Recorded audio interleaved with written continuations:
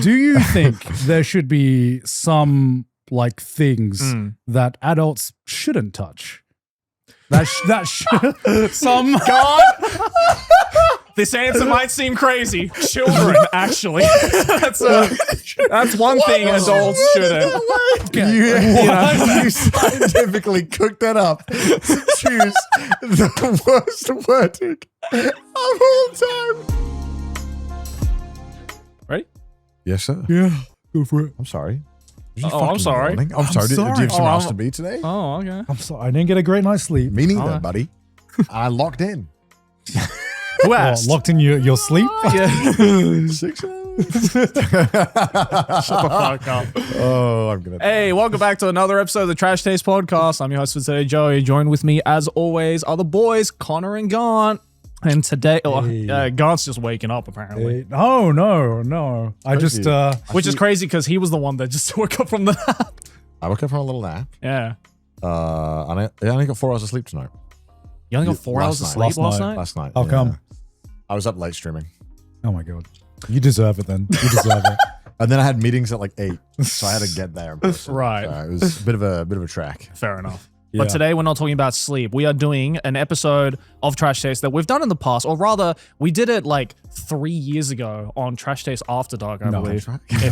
No. Stop fucking touching the slime. I'm ready to turn on the slime. Give me the slime.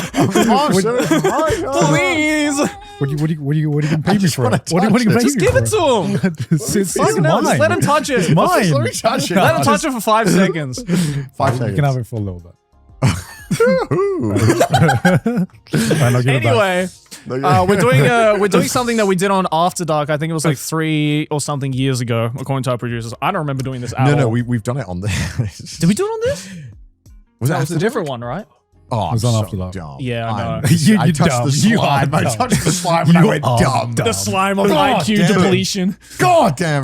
But I think we're just gonna call it like, do we have the same brain cell or not? So essentially, we are gonna be given a bunch of prompts, a bunch of questions That are catered towards look how happy that we have to. the fuck Can you up. fucking log the fuck in? God damn Focus on the it! show. God, We're focus on the show. recording. Jesus Christ! But we're gonna be given a bunch of prompts. It's always when I'm hosting. We're gonna be given a bunch of prompts that we either have to agree or be neutral or disagree with. So I think we have 5 levels. It's either strongly agree, neutral, disagree, or strongly disagree. Are the slimes in this also made in China? Yeah, Or just this one? just all of them. Oh, okay. They're all Chinese, actually. They're Chinese slimes. The Chinese They're making the slimes. slimes Yeah, Chinese? slimes, if you will.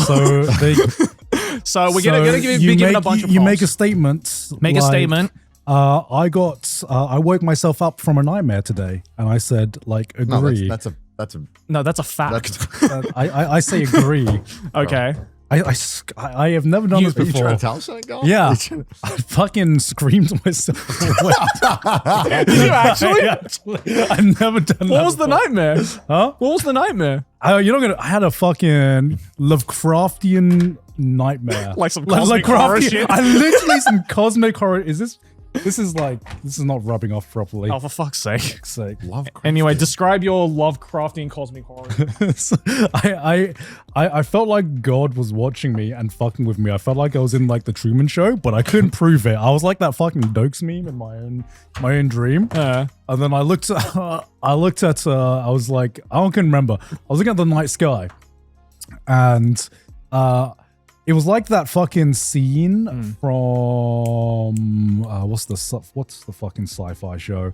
I don't know. Yeah, really narrow it down there, dude. It's the sci-fi invading show, huh? Star Trek? No, basically the stars just fucking started moving, and Yeah, they tend to do that. no, you don't understand. They were moving right in front of my face. Okay. God was fucking with me, Okay. and I shout out, "The stars are moving!" And It's like that shitty Netflix thing. I was going to say the 3 China problem. Oh,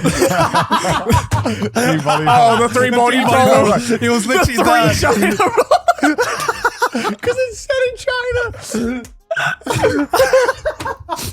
And I shout out, the stars are moving.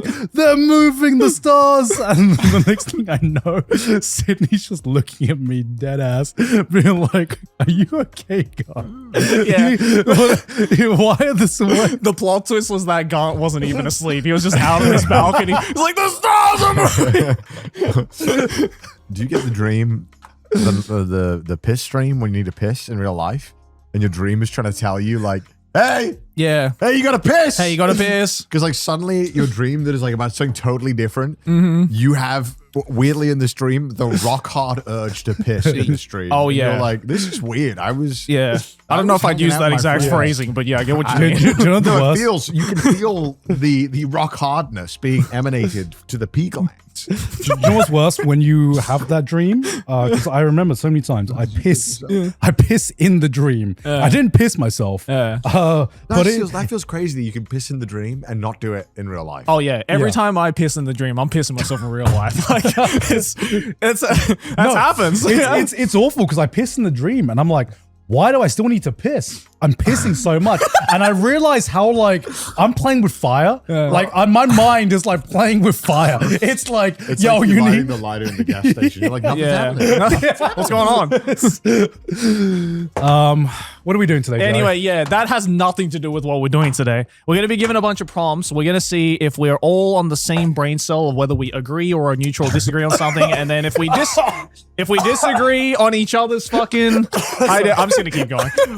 If we disagree or we have different conclusions to a statement, then we're going to talk about it. I have a feeling it's not going to go as planned, just based on the first 5 minutes of this fucking episode. China problem. Why did I think it was the... When China 1 caused us issues, we were fine. When China 2 came in, goddamn China 2. You do have 3 Chinas. Oh, don't even talk about the third China. Anyway, yeah, so we got a bunch of prompts. We're going to talk about it, I guess.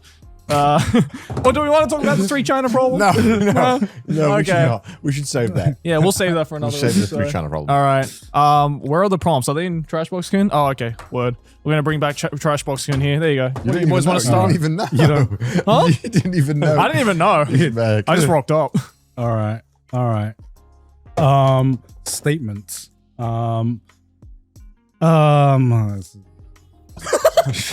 Sick. I don't care about that. Great start. It's not about China. I got 3 Chinas in me. One of them is Chinese and the other one's Chinese. Language ability changes how people treat you more than nationality. Wait, say that again? Language ability changes how people treat you more than nationality. What does that mean?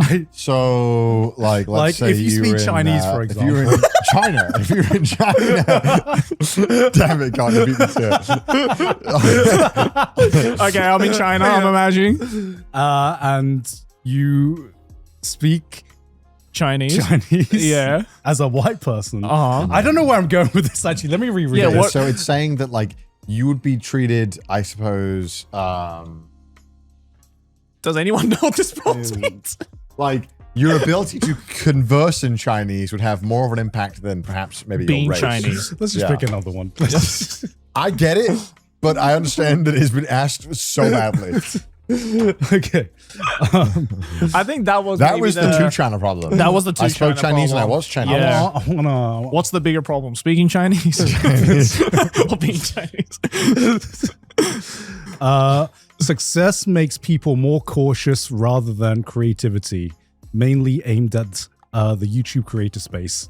Oh, that's a good question. Ooh, success makes people more cautious than what? Being creative. Then creative. This is like a 30-minute long discussion. Ooh. What does that mean? So, sometimes, often being creative or like following your creative urges often has a lot of, I suppose, quote unquote, risk with it. Because you might be trying out new things constantly, but oftentimes, I guess the point is saying that creators will get complacent and will stick to formulas or reoccurring things. They'll stick to what they know best or what works for their current trajectory rather than... And this is saying that success as an attribute, being successful, makes you more complacent or less likely to take risks. Okay. Damn. Broken speak English. I can speak Chinese too. No, I can speak Chinese. I'm the one that had the Chinese stream. Yeah. I'm gonna need one of you to explain that again in Chinese. Actually, so did you read the question in Chinese? Did you read it in Chinese? Well, Garnt is Chinese. Garnt is Chinese. He's a Chinese sleeper agent. Shit. My great granddad was actually Chinese. Word. Mine too. We're all Chinese deep down. All right. All right. Do we have our answers? Yeah. Here we go. And 3, 2, 1. I said agree. I said agree. I said disagree. I know you would disagree because you just took one of the biggest fucking risks of all time Yeah, as a long-standing creator, which That is is true. funneling hundreds of thousands of dollars into a passion project. Yeah, I mean, I'll let you guys go first. Yeah, I mean, I've certainly found myself in those times when I've perhaps considered doing an idea where I was like, wait, actually, it's a bit risky. It might not work out. I'll stick to the stuff I know. But there's is such a multifaceted thing to talk about because What is your definition of success? For starters. Well, I mean, for me, maybe being able to live off it and being able to hire other people, I'd say that's definitely for a creator. Certainly, I mean, that your creative endeavors can not only fund your life, but multiple other people maybe. But then that's also then, for me personally, that's when I started feeling a lot more pressure to deliver. Was like, okay, I've got X amount of people who rely on me to do my job. Yeah. And suddenly now it becomes a lot scarier if I start taking these big swings. But at the same time, it's not like I haven't taken risks, but there are times definitely where I find myself maybe being more complacent with certain aspects of the creativity, especially creativity in general, that I'll be a bit more like, I'll stick to something I know that roughly will work and I'll retool it or I'll try something like this. But not all the time. That's why I wasn't strongly agree. It was an agree because I definitely have done it. And I know I mean, look, you can go on YouTube and look at a lot of creators and you can very much tell that they are living in a time loop. Yeah, they're using like the formula that has worked out for them. And I think that's why they're like, I could, or I want to maybe like go, branch out more into like a completely different field, for example, of like content or even just like something that's not content in the case of like a YouTuber. But then, there's a part of you that's like, as Connor said, like if you've got employees or you've got like a family or you've got like, some other person other than yourself to take care of or that is relying on this success, quote unquote, then obviously it's going to be a lot harder to be like, I'm just going to start painting now, or like doing something completely different in terms of content. It might work out, but not a lot of people are willing to take that risk. Yeah, I mean, why did you say disagree? You aren't someone though, in general, Garnt, I would say that can do something you're not passionate about. I feel like you can't force yourself. Yeah, I can force myself. I guess also my definition of success is, I don't know. My definition of success, I wouldn't say is different, but I never forget what my original definition of success was, which is to make sure that I'm comfortable, to be able to make sure my parents are like comfortable, and that's basically it. Yeah. But you can also, I would say you're successful as a YouTuber, that you are hungry to be a writer or director, a screenwriter, you know what I mean? So there's different aspects of it. It's more like I'm constantly pushing to challenge myself. If I'm doing like completely the same thing, then I just feel like, I don't know, I just get bored. How many Anime of the Year videos have you made? Well, here's the thing. Even like my Anime of the Year videos, I've made over 10. But the style of it over that 10 years has changed a lot. And my writing for each Anime of the Year videos has slowly changed. If you look at my Anime of the Year video 5 years ago and the one I just released, it's like the writing style is like totally fucking different. So it's, even if it's not like out there front and center, I'm constantly trying to push myself to do new things in a new style and constantly trying to like, I don't know, develop myself as a person. And I think that reflects in like my approach to content creation as well. Where we're at the point, at least I feel we're at the point where we are comfortable in terms of like being able to be comfortable in our position, in our lives. And I see that comfortability as, okay, that means I can use whatever excess resources I have to do something exciting and do something new. Yeah, for sure. I mostly said agree because that's the general consensus that I see amongst the entirety of the content I'm also creator lazy sphere. sometimes. Sometimes I rinse and repeat. Yeah, I of do course. it, you know? And there's nothing wrong with that, obviously. If it works, then it works. And if, as long as you're not like beating a dead horse over like a certain type of content, then yeah, obviously I think it's fine. I mean, I think all three of us individually have a long-running series or a long-running style of content that we've repeated over the years, which works for our content, obviously. We've and also that's fine. all changed up our content. Yeah. At least a couple of times. Yeah, exactly. And done some big things. But it's a hard thing to talk about. Because I think if you're not in it, it sounds facetious and it doesn't really like make a lot of sense, I think. Like whenever I heard YouTubers talk about it before I was a YouTuber, I was like, you're so fucking It's like, shut the fuck up. go and fucking make dumbass videos. All right. Go and make food fight, okay? Yeah, for sure.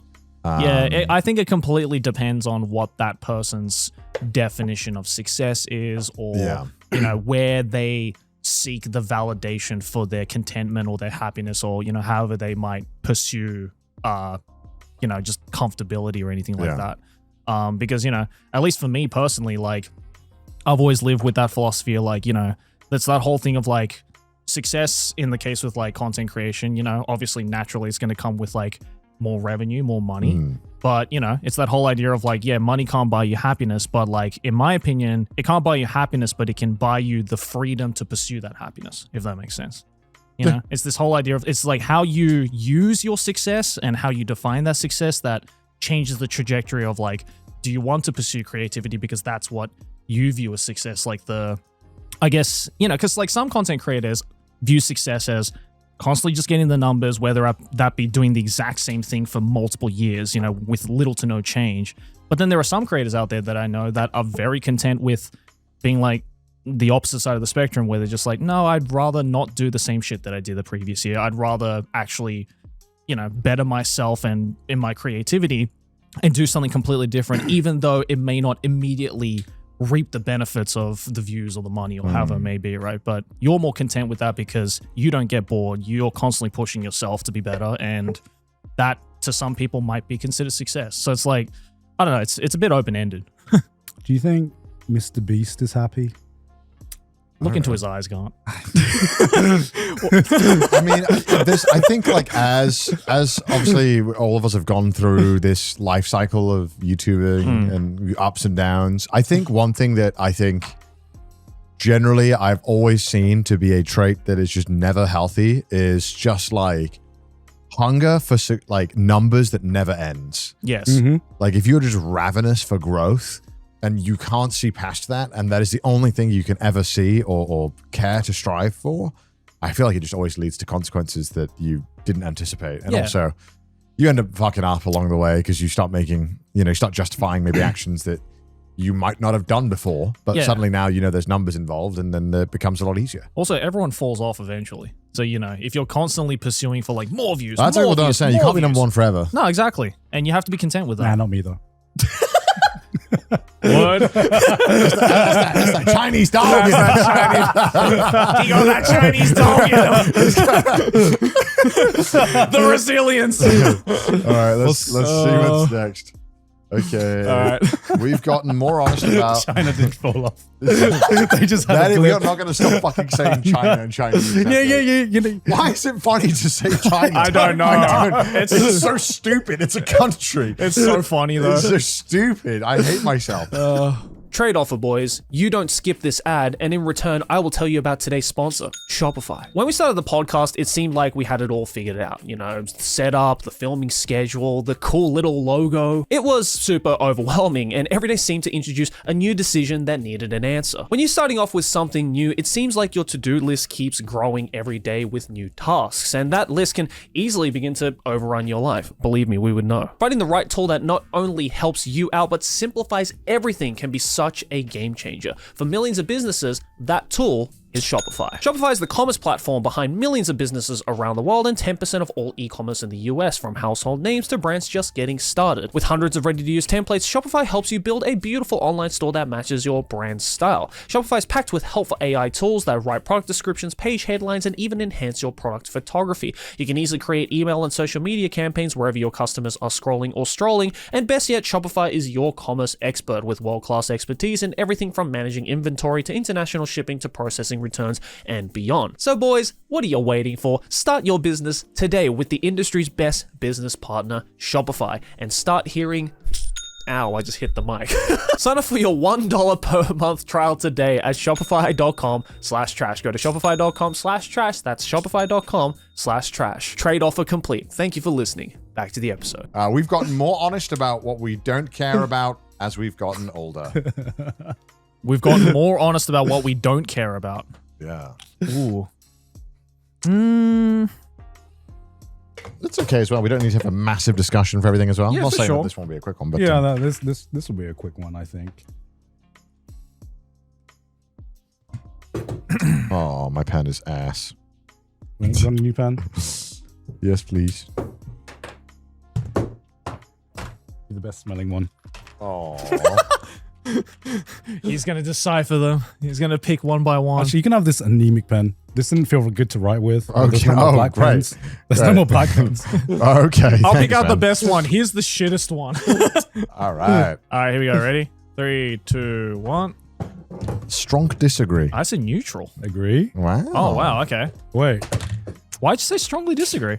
You know, well, first of all, I don't care if I say my thoughts on something, because I'm more honest. But I think, like I mentioned, and I've said this a lot, but like I feel that I've come to appreciate that media can mean a lot to a lot of different people, and I try to at least give everything a fair shake. And I'm try my best to see the positive in everything. But that being said, some things do fucking suck, and if it does suck, I don't mind saying it. But I feel like I am more considerate, considerably more so than I was.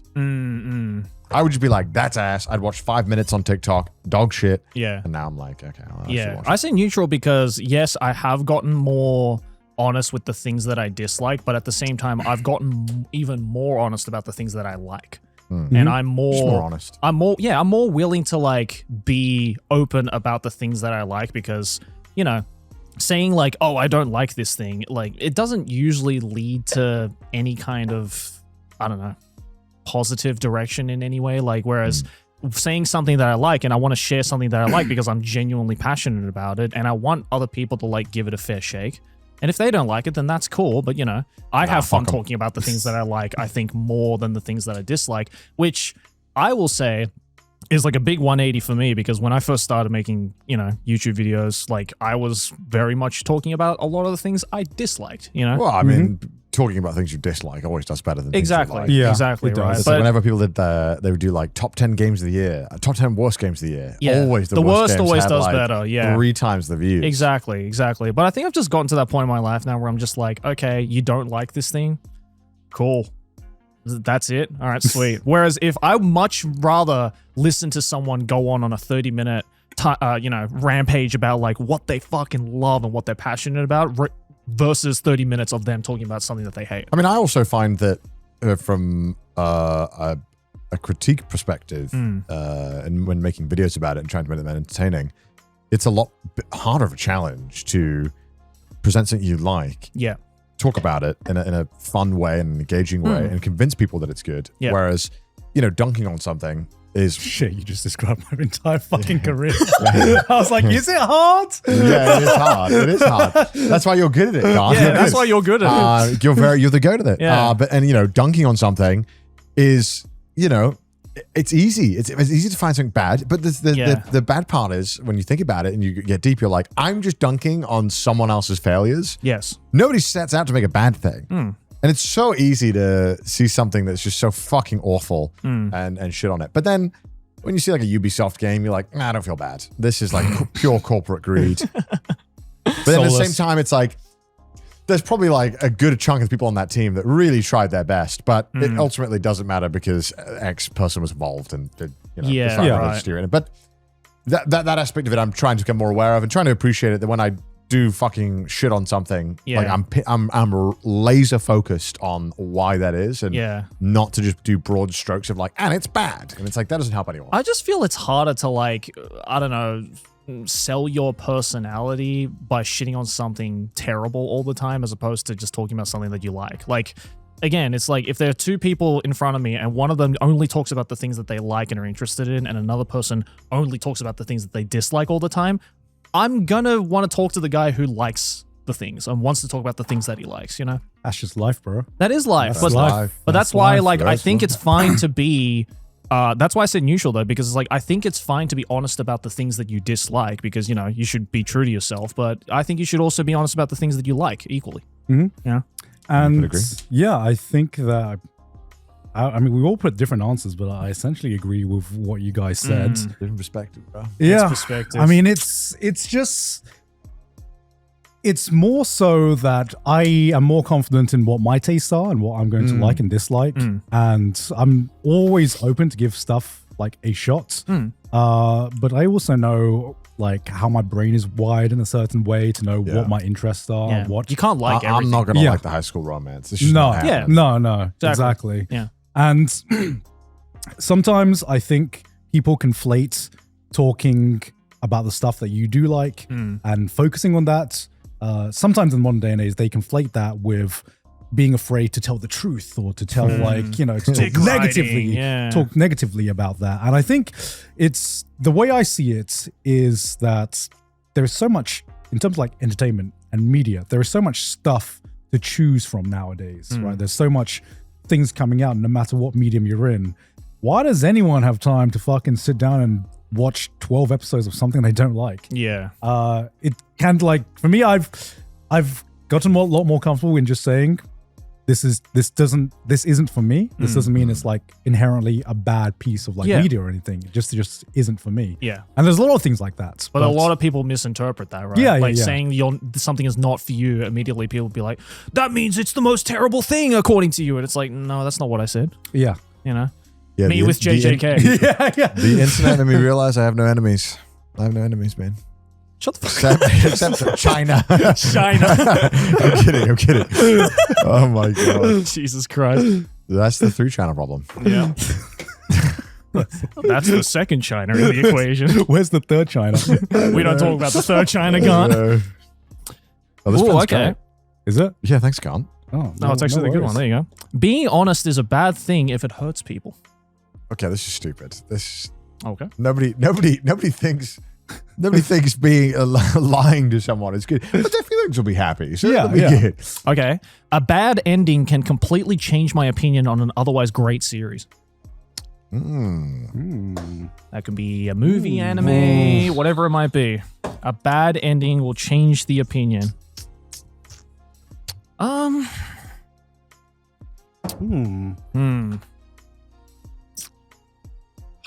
Jeez.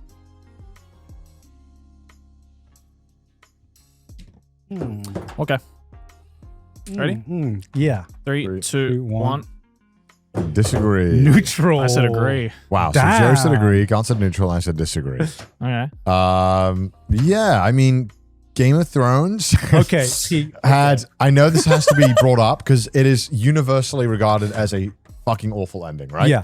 I can't think of a TV show that has a public sentiment as agreed upon that it's a bad ending. But I still really enjoyed Game of Thrones, and I had a good time watching it, and it did not at all sour my feelings on Game of Thrones. I still think about it very positively. Yeah. And I had a good time. All right. And as someone who journey, as someone who has the hottest take on the Game of Thrones, not hottest, most dog shit. let's call it what it is, Garnt. Let's not pretend. Incorrect. Let's not call it a hot take. A hot take is valid. Yeah.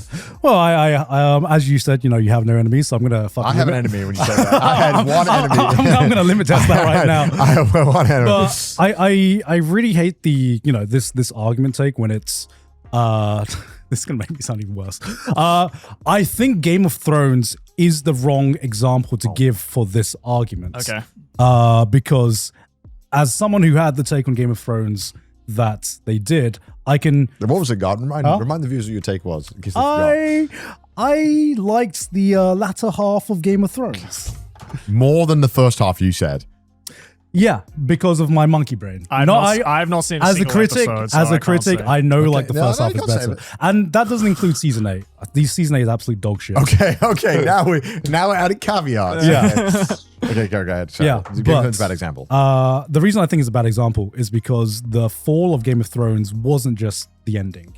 The writing was on the wall. I agree, yeah. Way before It was season the 5 ending. onwards. Yeah, it was like to say that a bad ending ruins a show and using Game of Thrones as an example. Well, that isn't just the ending. That is the entire lead up to I the think ending. that makes my point even more for disagree, because I was like, I watched half of a mid-season Mm-hmm. show and I still enjoyed it because the first half was so fun. But were Yeah. you watching that because it was an obligation because you'd already gotten through No, I was so much of it? genuinely or excited were you- for it every week. Like even if I knew it was falling in quality, I was like, don't you put that down, tiny slime. Yeah. Even though I knew it was falling in quality, I think I was so invested in the world and the characters that any amount of garbage would have been honestly welcome because I was just so into it. Right. Yeah. It's why The Hobbit is kind of palatable. And I was thinking, I just like the world of. I don't really like the movie, but I like the world a lot. Right. And Yeah. I'm invested. Right. And like the more I think about it, the more I'm just like all of these bad endings that are, I guess, famous. How many examples are there where the writing wasn't on the wall to the lead up to the ending? Because I'm trying to. What can you search up like worst endings in anime? Because I'm trying to remember. Evangelion. See, I don't think. I don't think nobody Eva took the bait. Evangelion. No. Nobody took the bait. Okay, I just wanted to try. Yeah. Princess Tutu, Death Note. I see. Death Note is such a cop out of an answer. Yeah. Again, I think it was like It was the entire like after Elle died. Yeah. Because I think another thing is that it heavily relies.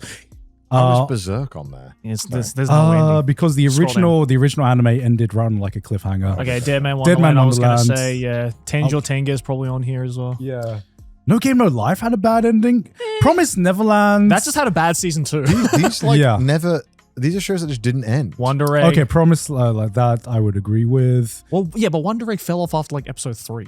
Okay, scroll down. I mean, Archimede, yeah, School Days. What? That's the only Hard good thing about it. disagree. That's Hard the only good disagree. thing about it. This is like a rage bait list. Yeah. Yeah. This is genuinely like useless. Okay, so I am going to, because we have these like anime series up, right? Like, for example, I, for one, like when I think of Gurren Lagann is crazy, by the way. That's a what crazy the fuck is take. this? That's crazy. Gintama, it was also fine. All right, Erased, Erased, yeah, okay, yeah. I agree with. Evangelion number 2. Yeah. Claymore, I But guess. the Claymore manga ending is fine. It's Yeah, an anime. it's just the Yeah, anime. it's the anime only. Yeah. Like, oh, go for it, Joe. Oh, no. Okay, so the reason why I said agree, right, is because I forgot who said it, but I very much agree with this kind of perspective on it, right? Like, it's this whole idea of like, if you're watching, say, a gymnast do like a gym routine, right? They do the run up, they do the flips, they do the spirals, and then if they land flat on their face at the end of it all, you're not going to be like, yeah, but that backflip was sick.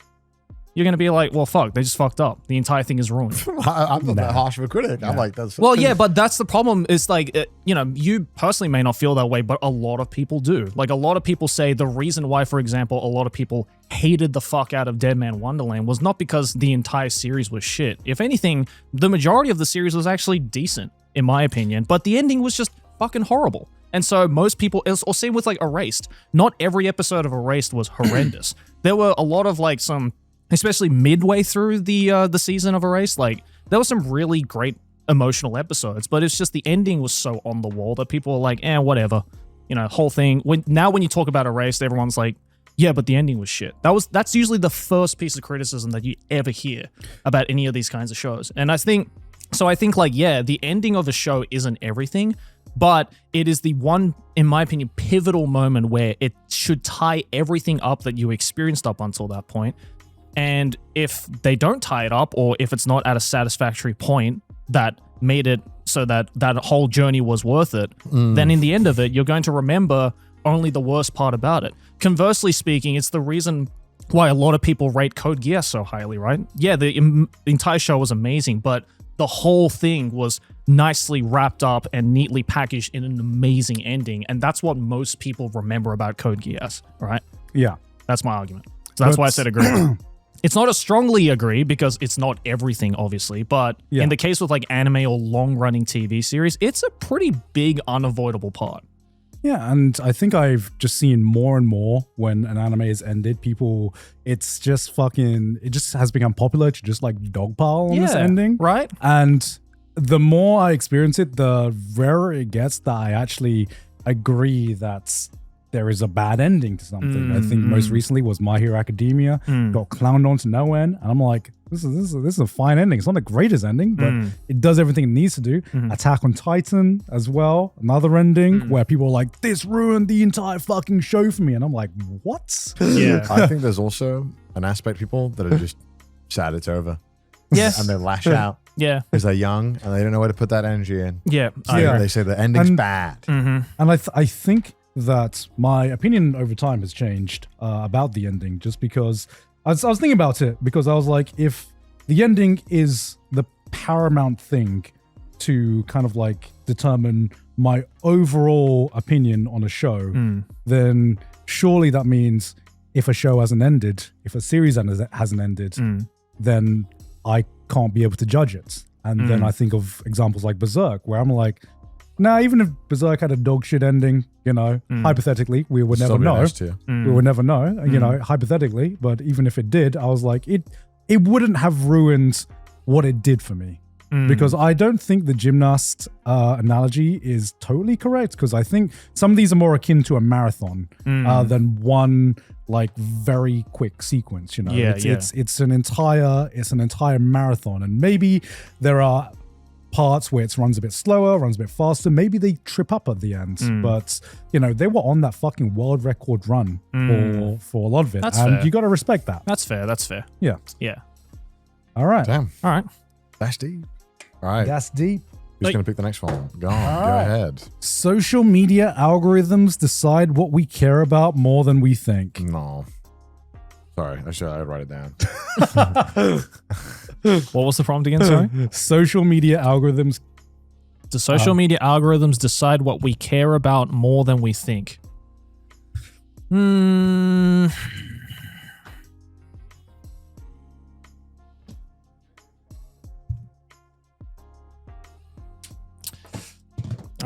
All right. 3, 2, 1. I put stonk disagree. I put disagree. I would agree. I know you did. Well, I don't know about you, Garnt. I don't let these fucking clankers decide what I want to like. That's good for you, Joe. Okay. That's good for you. So I guess I have free will. I was very quick to voice my thoughts. Go on. Yeah.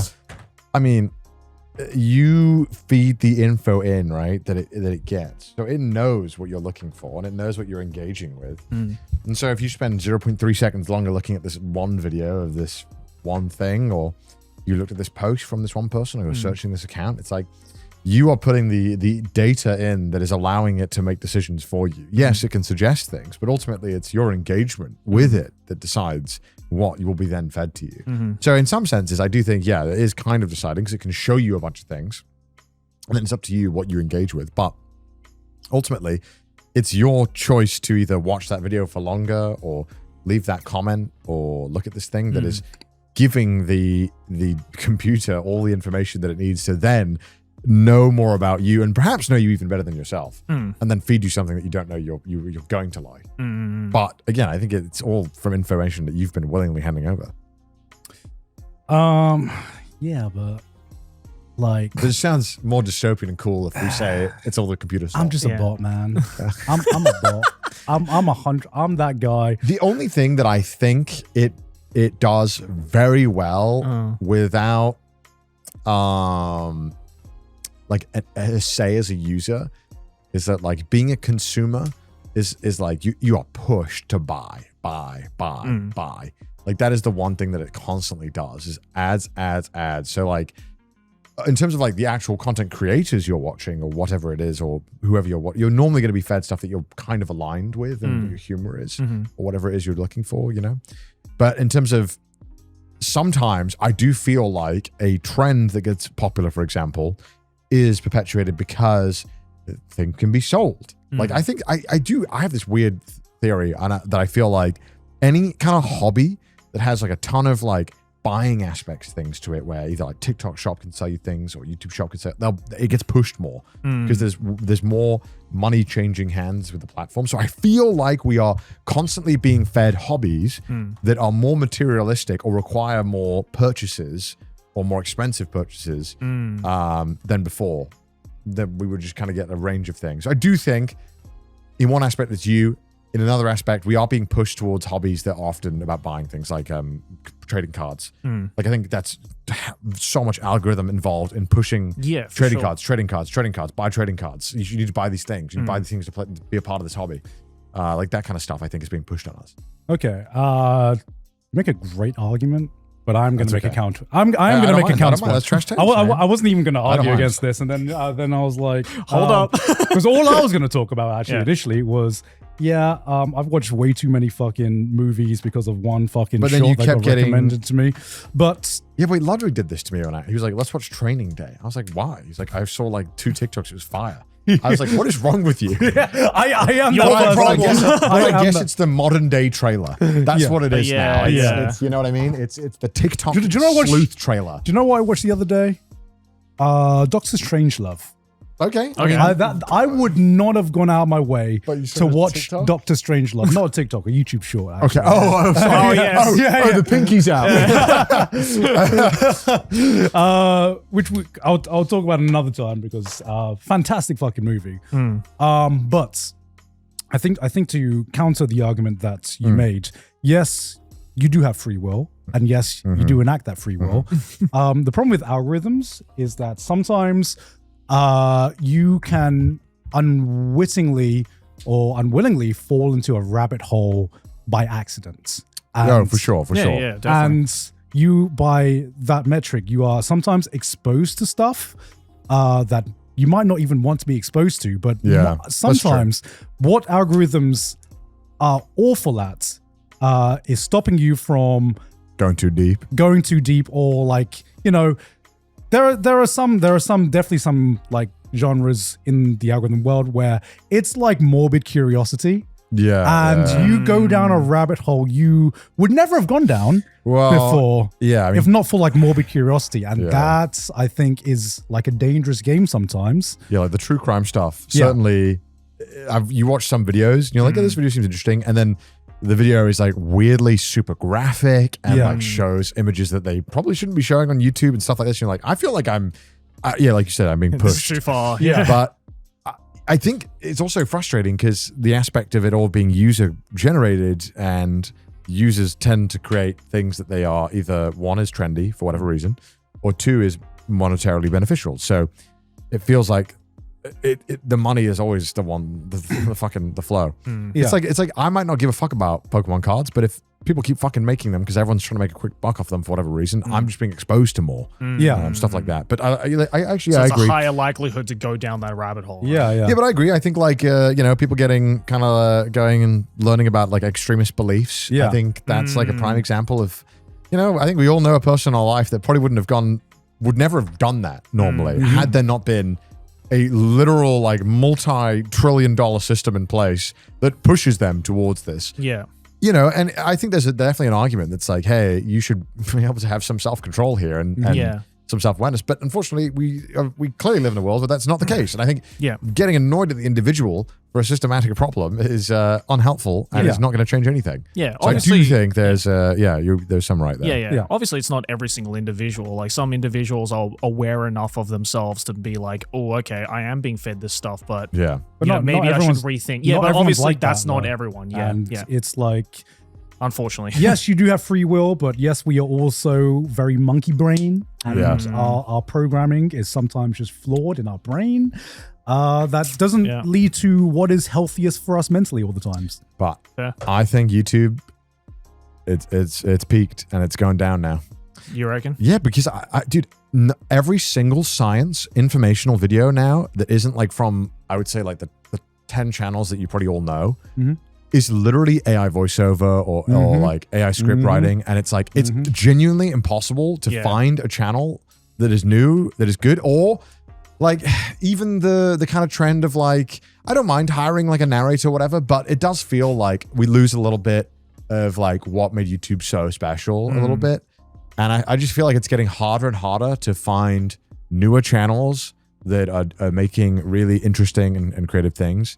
Because YouTube, if you watch like a Veritasium video or whatever, you're like, oh, science is kind of cool, isn't it? And the next 10 videos will be like, here's the the top 10 Nobel Prize winners that did this. You're like, that sounds interesting. Or top 10 Nobel Prize you didn't expect. I don't know what these videos are. I've never watched this video like this. But then you just start watching it and you're like, fuck me, it's an AI voiceover and it's like AI generated things. It's like, we are so fucked. Because it knows how to make a thumbnail that's as good as the other thumbnails. We're so fucked. I saw an article the other day that analysts speculate, and this is like a pretty wide, guess, but, based on a bunch of bases, that they reckon that modern day YouTube in 2026, 20% is now AI content. I mean, which does not surprise me, but it does upset me. I find myself using YouTube less and less and less, and just leaving Twitch on in the background because at least I'm listening to like a friend or someone else I know. Right. And I think that's why streamers are getting more popular every single year because it's the only fucking thing we have left that we're like that's an actual. Well, at least mostly that's an actual person. At least that you're aware of. And it's kind of frustrating because you're like kind of watching YouTube. Maybe they're getting more views. They probably are, but you're watching the thing just kind of crumble and become decrepit in real time. So you're like, wow, a lot of people are uploading shit, and YouTube has no system in place right now to help you as a viewer get the content you want. It is just force feeding you garbage. No, if anything, they're like double tripling down on make more AI content. And they keep pushing the like AI dub videos from other countries. And it's like shit. Nobody has ever clicked on one of these videos and thought, wow, this AI dub sounds so good. It's ridiculous, but it keeps pushing it. Stop recommending me this shit. Yeah, Guardian reckons more than 20% of videos shown to new YouTube users are AI slop. It's so bad, man. I mean, I think YouTube, if they don't figure this out soon, it's going to absolutely ruin the platform. Oh, 100%. It's getting bad already. And I hope to God that there's someone at the company who's ringing the alarm bells. Because right now it's just, you're just watching. YouTube was, and I still believe this, was like the only S-tier social media platform. I think it used like for a good 10 years, up until maybe like, I don't know, this year. The 2010s era? Yeah. 2015 to 2025, it was the platform that I think I would like, I'd watch Netflix a little bit. I'd watch, Twitch a little bit. But I would spend hours on YouTube every day because I could always get bangers. Like genuine bangers. Totally. And it's frustrating watching this happen because you're like, this sucks. And we've also put so much fucking of ourselves on this platform. And watching it just go to shit is so fucking frustrating. Yeah, it is really tragic. But it's okay because they'll sell more AI chips. Yeah. What lovely future awaits so for this fucking platform. stupid. Ugh. Yep. Anyway. Preach. Sorry, I carried away. All right. Who's next? Joey? Sure. Yeah, go ahead. It's your boy Joey here to let you know about today's sponsor, the good folks over at Vessi. If you've been watching Trash Taste now for the over 5 years that we've been around, coming up to 6, you'll know that we only wear one type of shoes, and that is the Vessi shoes. I legitimately don't own any other pairs of shoes other than Vessi because they're just really used for any and all occasions. Rain, sleet, snow, or shine, whether I'm hiking a mountain, going through the rainforest, trudging through snow, walking through the desert, I know that Vessis are there to make my feet as comfortable as they can possibly be. And with spring just around the corner, why not grab yourself a nice fresh pair of kicks from Vessi with the Weekend Neos. With its minimalist design that works across all wardrobes, its comfortability enough for long walking days, its practicality, its stylishness, and its versatility. Regardless of where you're going to go on your next long or short trip, you'll know that the Weekend Neos and Vessi shoes are there to make sure that your feet stay as comfortable as they can possibly be. I mean, everybody knows the famous story of me wearing my Vessi shoes to Garnt's wedding, but I went traveling to Vietnam a couple of years ago. I walked through the rainforest for like 3 days, and guess what? The entire time, the Vessis were keeping my feet nice and calm and cool and collected. The Weekend Neo is 100% waterproof, lightweight, and built for everyday wear and travel. Grab 15% off your first pair at vessi.com/trashtaste. Plus, free shipping, 1-year warranty, and 30-day hassle-free returns. That's vessi.com/trashtaste. Links in the description below. Big thank you to Vessi for sponsoring today's video. Now, back to the show. Japan is only romanticized by those who don't live here daily.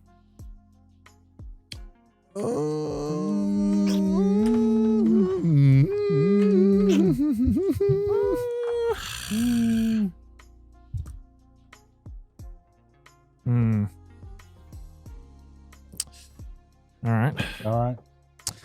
3, 2, 1. Neutral. Disagree. Okay. No more neutrals from now on. What? You wrote down This neutral. is my first neutral. I don't like how it made me feel. See, because I read this, right? I read this. Japan is only romanticized by those who don't live here daily. Yeah, but it also gets, I think, equally as shit on daily as well. Well, by those so, who don't live here. okay, first of all. Also, people who live here can romanticize it too. Let's talk about the timeline. First of all, Japan had a history of being glazed. Yes. Because the culture's just really cool. Yeah. Okay? It's different. COVID hits. Peak Japan glazing era. Okay? And then what that caused was then a wave of people who are like, I am fucking sick of hearing about how good Japan is. And so that people now, it's like more trendy to find things that are the dark side of Japan. Yes. So I feel like Japan's in a bit of a downturn right now in popularity wise, at least in social media with younger people. Because I think everyone's sick of hearing about how good it is. Yeah, totally. But here's the thing.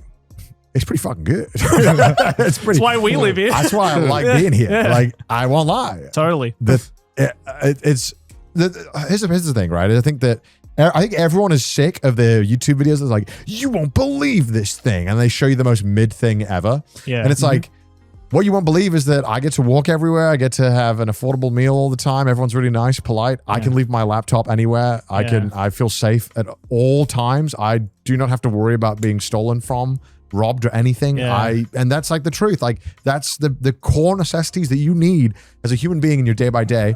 And I think Japan gets certain things completely right.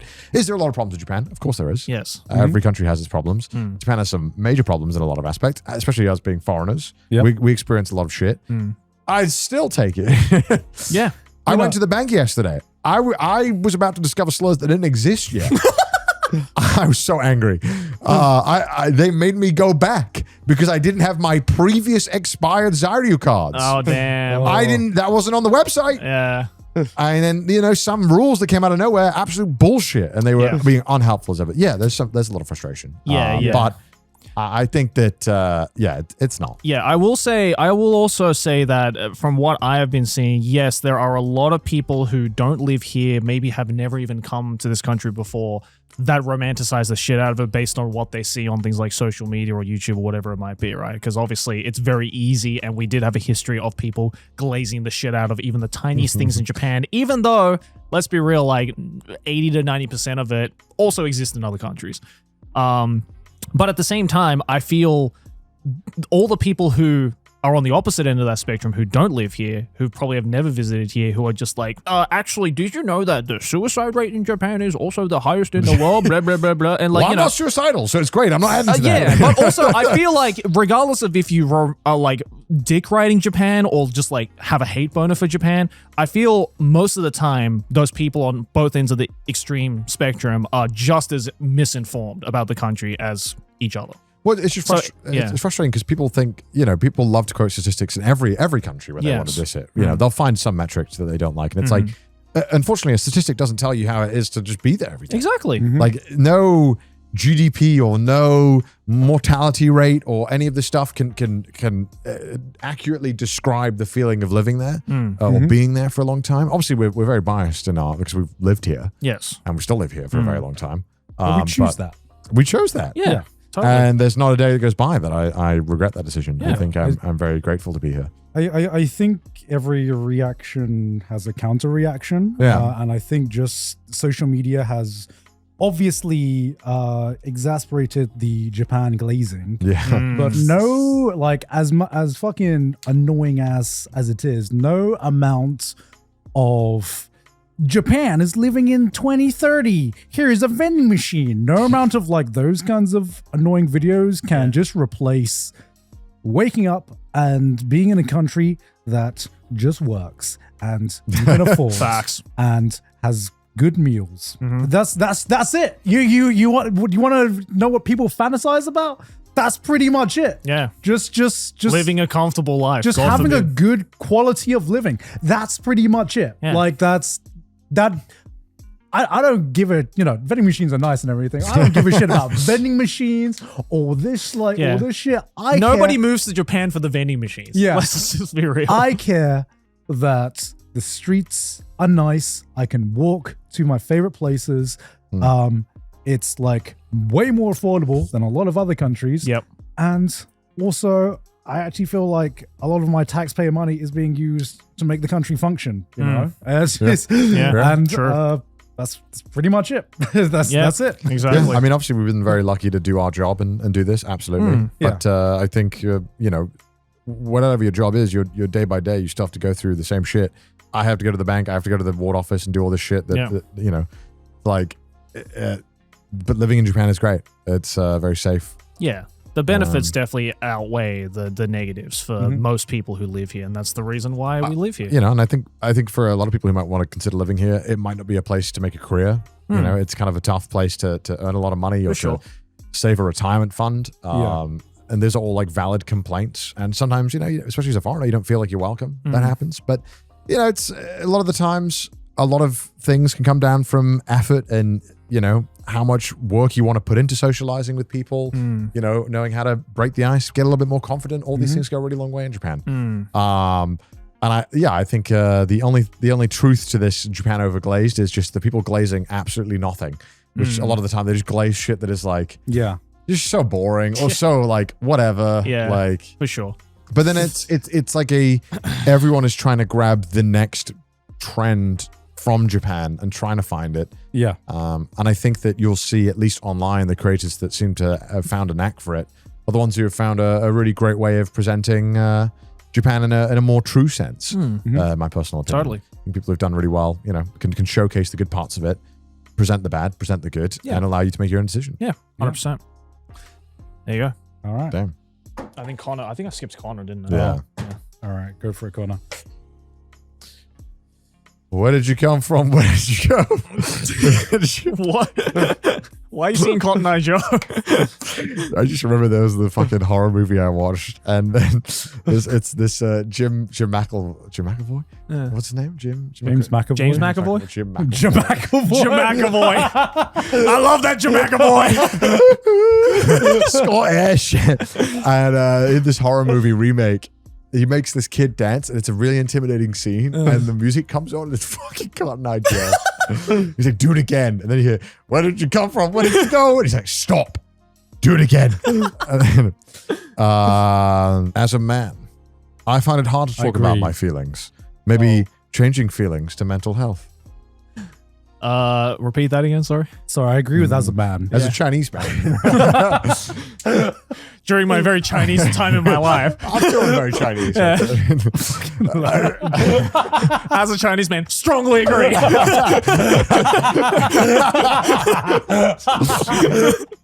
a man, I find it hard to talk about my mental feelings. Maybe changing feelings to mental health. I don't know what that means. The second part throws me off. Maybe my feelings in the wind.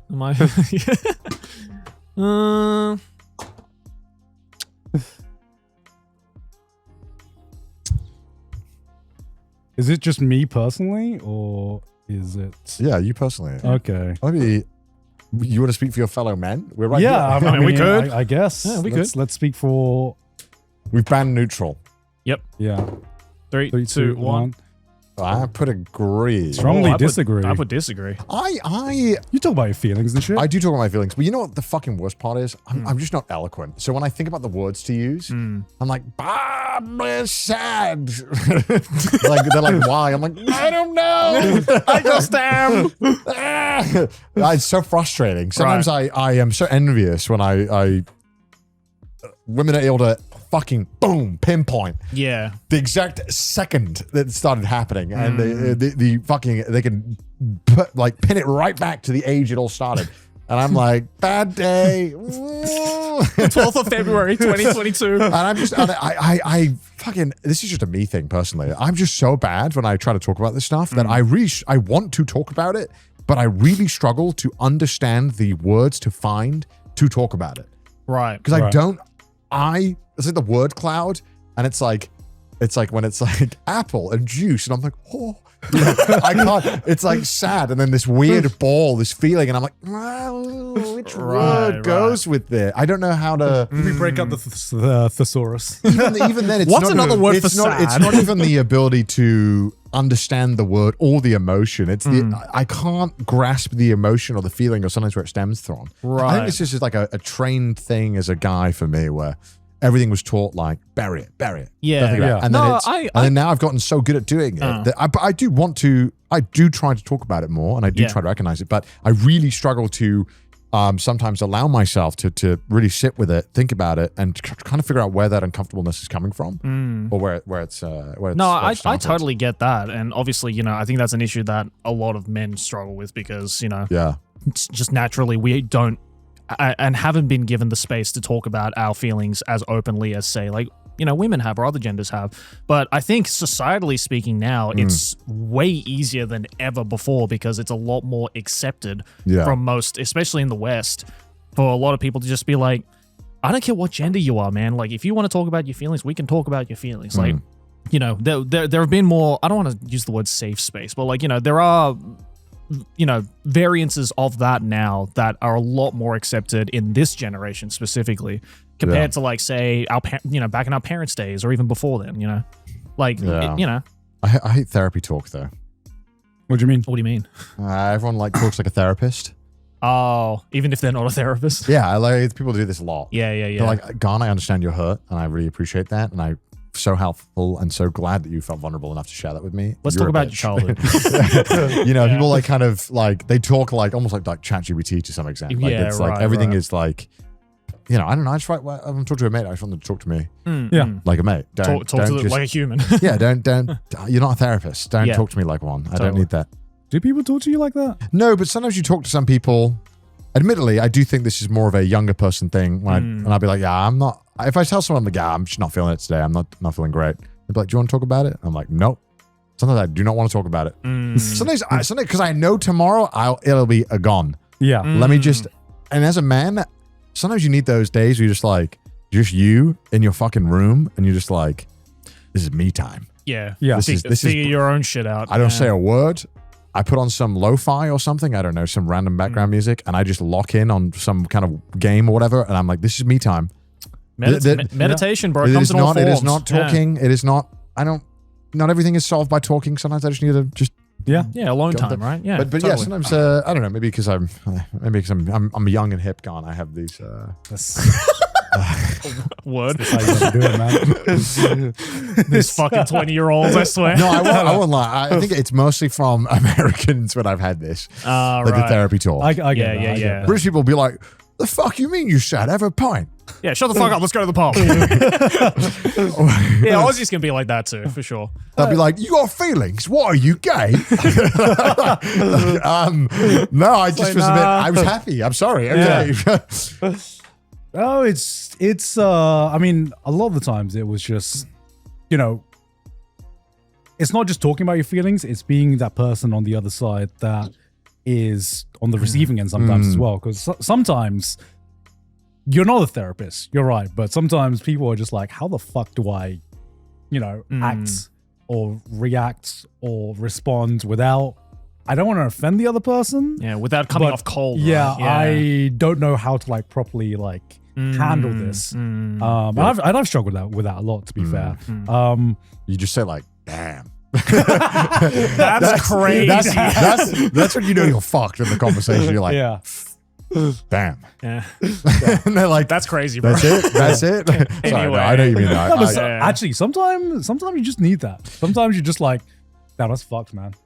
That's because sometimes you are in a situation where there is no other response. Yeah, to because but some people hate that though. No, because I think it's so much worse when you try to logically work through everything, or you try to explain everything, and it's like, or the worst part is where people try to offer a solution to everything. It's like, Oh, I for don't want a solution. Yeah. I just wanted to say it, and I wanted to just have you be like, yeah, that's it. That's it. That's all I wanted. Fair. That's fair. Just validate that. Yeah, that does fucking suck. Yeah, your words have been heard. Yeah, you're like, fuck, man, that fucking sucks. I do say fuck, man. Fuck, man. Yeah, maybe that's a British thing. That's how we. Or the just deep sigh. Like I audibly have to make the little trumpet too, just so people know I'm like, damn. Man. But sometimes as men, you got to know when someone just doesn't want to talk about their emotions. Yeah, or that's they're true. ready fair. to. No, Sometimes, you're just like, shit, man, you want to talk about it more? And they're like, nah. And you're like, I got you, bro. Understandable. Yeah. Yeah. Sometimes you just want to keep playing the video game. Yeah, That's exactly. true. Like Yeah, let's just watch something. I don't know. I think men have their own way of meditating and self-reflecting that maybe women might see as like. Well, I think 'cause sometimes people just they always when someone's kind of consoling in them, they're expecting this like Goodwill Hunting breakthrough moment. Yeah. Where they'll like break down and cry, be like, "You're so right." And it's like, nah. Most of the time, that doesn't happen. It normally takes many conversations to kind of work through these things, and nothing is a breakthrough. And it's gonna fucking hit you. But when you're by yourself, like taking a shit, or maybe you're taking a shower, or maybe you're like, or both. or both at the same time. Anyway, I don't know if this is a 30s thing or getting older thing. Actually, I'm shitting in the shower. I'm gonna make a statement. Okay, go on. I feel Chinese. Strongly disagree. How do you write strongly agree in Chinese? You write it. You write it in Chinese. All right. Here's my statement. Okay.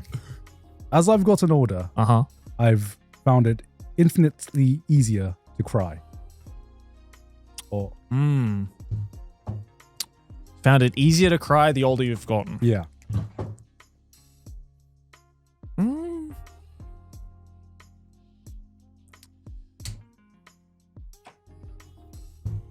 Okay. Okay.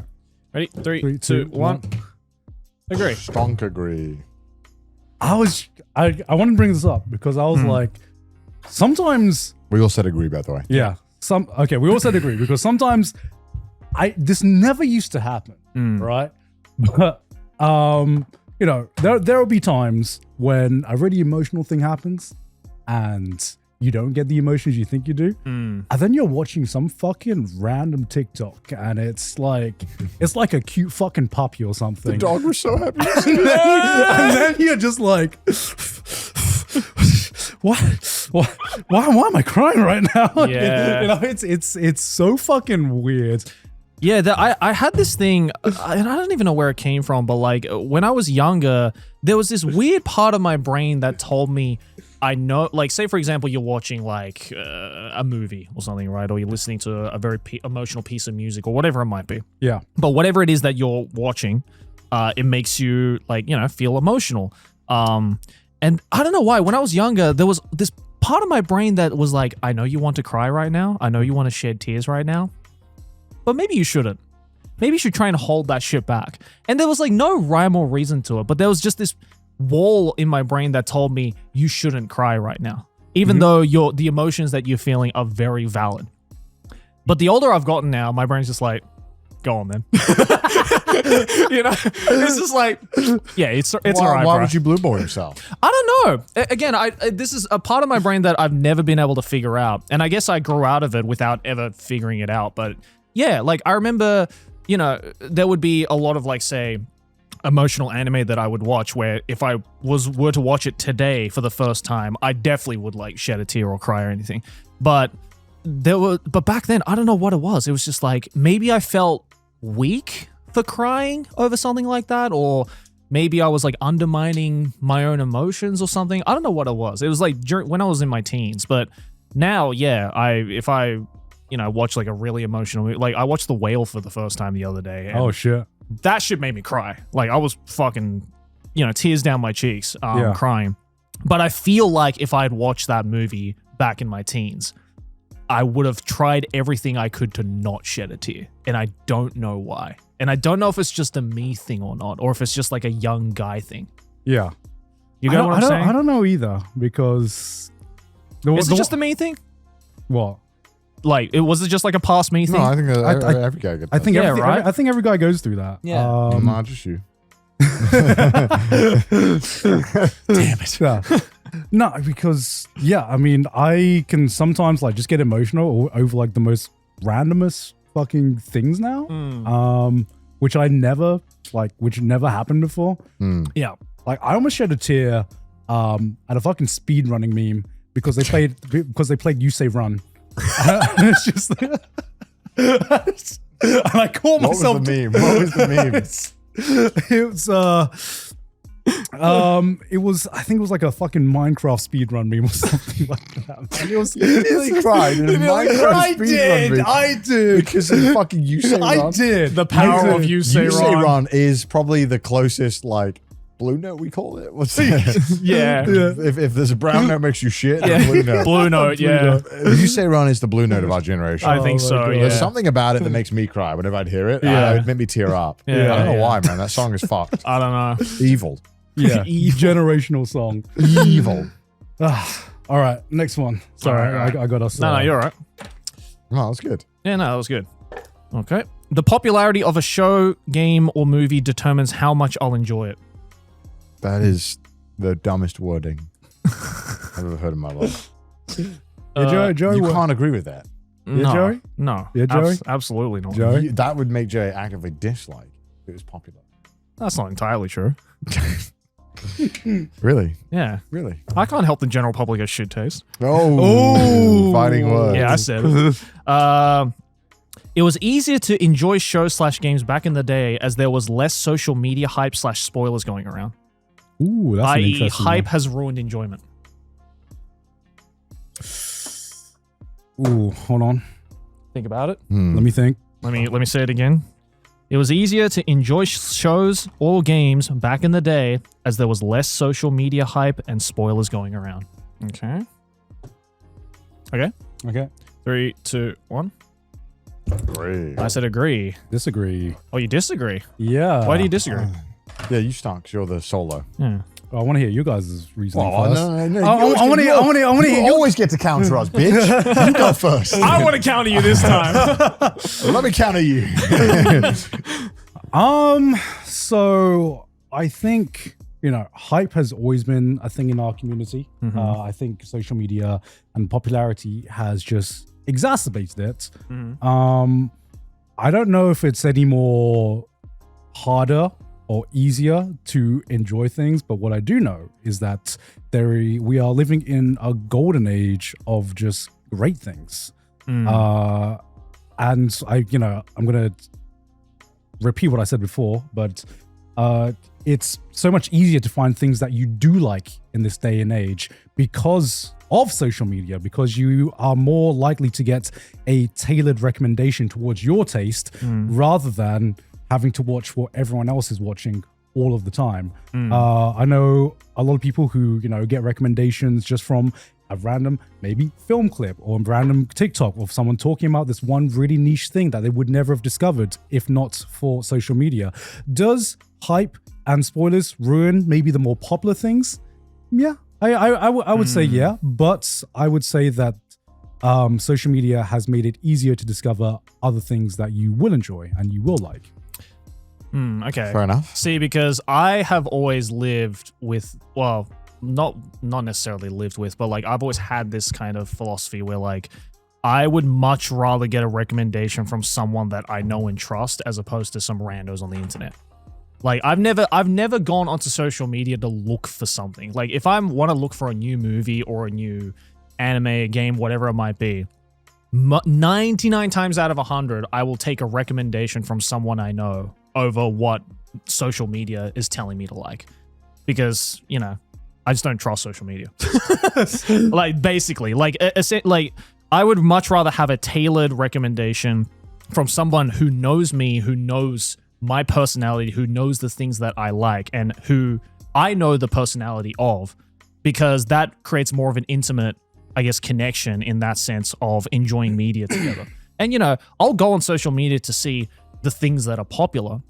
And, sure, some of the popular things I have also enjoyed, but I've never liked the idea of just because it's popular, it should be something that I should also be a part of as well, because frankly, I don't really give a fuck and I just want to like the things that I actually like regardless of if it's popular or not. So that's why I said agree. I think there was how do I say this? I think there was less of an emphasis back in the day of your social standing, to some extent, being tied to the media you liked or enjoyed. Whereas now, I feel like hype and your enjoyment of something popular is almost like commodified. Like if you're like the most hyped for JJK season 3, you're like, oh, dude, read the manga. Fuck, I watched all of it. I was fucking, and you're tweeting nonstop about everything that comes out. You're making reaction fucking things. You're like, I can't believe this happened this week. It's like everything is commodified with how much you like or are a fan of the current popular thing. And I think it ends up making this weird loop sometimes of like, whatever is the big thing for whatever reason, people are always fighting to prove that they are the most hyped for it, the most excited for some reason. It's like a competition in a weird way. Right? Yeah, whereas obviously people have always, tried to like fake or not fake or exaggerate how much they like stuff. It's never, it's not a new thing. But I just think it's like hypercharged it to a point where, people are so willing to try and say they're a fan more so than they normally would be or would say. And I don't think that ruins the enjoyment by any means. It just means that I find online reactions generally unhelpful in terms of finding new media. Yeah. And I think it's made the discourse around it less useful. And like Joey said, I would always ask you for anime recommendations. Yeah, totally. Because you know me personally, and I know you have great taste, and you know what I like. As opposed to some random people on the internet that will just say what they like, or what they are hyped for, or what they are facing as a piece of media that they are like excited for. Yeah, it also like in a weird way creates this strange social pressure to try to belong to the larger crowd in a sense, right? It's like people have always wanted belonging. Yeah, of course. But I think like rather than following the larger crowd because it's larger, I think it's much more healthier and I think much more deep rooted that to have a smaller yet more intimate connection to maybe a smaller group of people that actually understand you and know you, as opposed to just following the larger crowd because it's larger and louder. Like if you want to follow the larger crowd, like if you want to like the biggest anime or the biggest movie or whatever it might be currently on social media and you want to be part of that conversation and you want to belong to that group, then I don't think there's anything wrong with that, especially if you genuinely just enjoy that piece of media.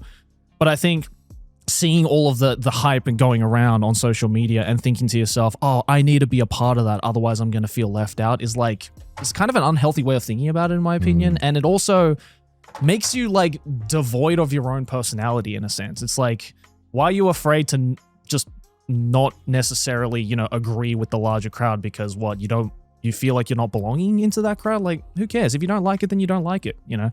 They don't have any right to like disavow the things that you like just because you don't agree with the larger crowd, Yeah. And I mean, I would feel like enjoyment is exasperated by just staying off Twitter. You know?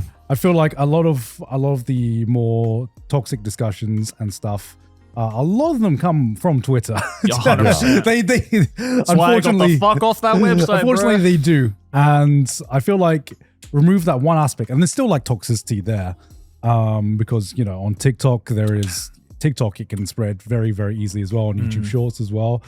But I feel like it is more manageable, I would say, where on Twitter it's all about all engagement baits. Who can get the most engagement. It's not about truth. Yeah, exactly. And I mean, like I said, it's changed my view on how I view like popular topics, because there is, specifically for anime at least, there is no one unified community anymore. It's gotten so like segmented that tribalism. People love being a part of their little their show and rooting for it. Totally. Yeah, exactly. Yeah.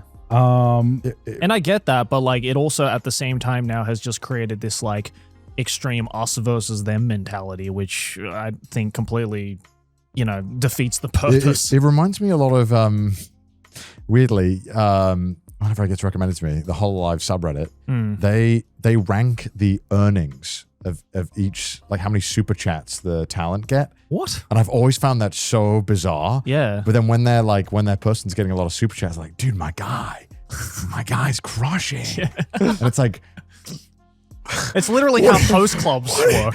Yeah. What do you mean? Like, and I just, that aspect of like that kind of it like support, like I support the thing from this angle is so odd to me. And I don't get it. Yeah, there's this really weird trend in the anime community that has been like cropping up. And it's this trend of just being like, yo, my anime, this episode got rated this much on IMDb. Oh, yeah. I saw this, I'm like, Yeah. I swear. Easiest engagement bait of my life reading this shit. I swear, like, nobody fucking gave a shit about this, like, 5 years ago. No. You know? Nobody was just, like, watching airing anime and being like, yo, your episode got ranked this much, my episode got ranked this much this week. And it's just exasperated this kind of like tribalism between being fans of like certain shows. It's almost like if you are a fan of a certain show, then there are certain accounts on certain social media websites where they're like, all right, it is now my personality to cheer for this like I do a fucking sports fan. Yeah, it's ridiculous. Yeah, legit. Whereas I think at least, you know, sports fans who will say the other person is a coward, a scoundrel, and a man who doesn't deserve to exist, they'll at least have a more fun discourse often. It's like a fun discourse. And to be a also, part of. it makes sense with sport because it's a competition. Yeah, there is a winning team and a losing team. So clearly that competition is more natural, but like, I don't know. I just don't understand people who are like, yeah, we hate fucking Dragon Ball fans out here. We only ride and die for the Jujutsu Kaisen. I'm like, dog, you're still an anime watcher. Like, what the fuck's the difference? About that. I guess like the Jujutsu Kaisen daughter, Chainsaw Man, when the My Hero Academia people were fighting each other, Jujutsu Kaisen fans on Twitter. Yeah. I remember that was happening. It's so bizarre. It's like they at least, I don't know, there's some weird kind of these little like flashpoints that happen with these anime community things. Very odd. Yeah. It's weird. All right. This one's an interesting one. Go on. Being too old for something is a real thing. Being too old for something is a real thing. That's real though. Don't look at me like that. Okay. I have. All right. One easy way of proving this argument is true. Go on. Dating teenagers. Your Honor. I rest my case. Your Honor. You can date a teenager when you're a teenager. I'm going to assume this means hobbies. Yes. Unless dating teenagers is your hobby. Am I right, Leo DiCaprio? Leonardo DiCaprio is like, would like to disagree. Actually, Connor. Was that your DiCaprio impression? actually, Connor. Well, actually, you can make it so good all the time. Oh, God. Being too old for something is a real thing. I mean... I'm just trying to think of examples now. Yeah, I'm trying to think of examples as well. You seem so assured in yourself. Yeah, I think so. Okay. All right. 3, 2, 1. Disagree. Agree. I knew I'd be Agree? Yeah. All right, go on then. Huh? Go on then. What's your argument for this? Other than dating teenagers. It was a great argument. Yeah, that was a great argument. It's hard to deny. That is hard to deny, but for everything else, why would you say agree? Why is this fucking mic deteriorating on me? Yeah, I know. It is What the crumbling. fuck? It's only that one, too. Dude, this is fucking shit. To the audio listeners, this mic fucking foam has been crumbling on me. And every time I sit here, I look down and I'm fucking covered in it. It's ridiculous. Just my dragon roar, as Chris says. The mic dandruff. I don't know. I've reached that point in life where I'm like, there are some things where I'm like, am I too old for this now? What's the first thing you thought of?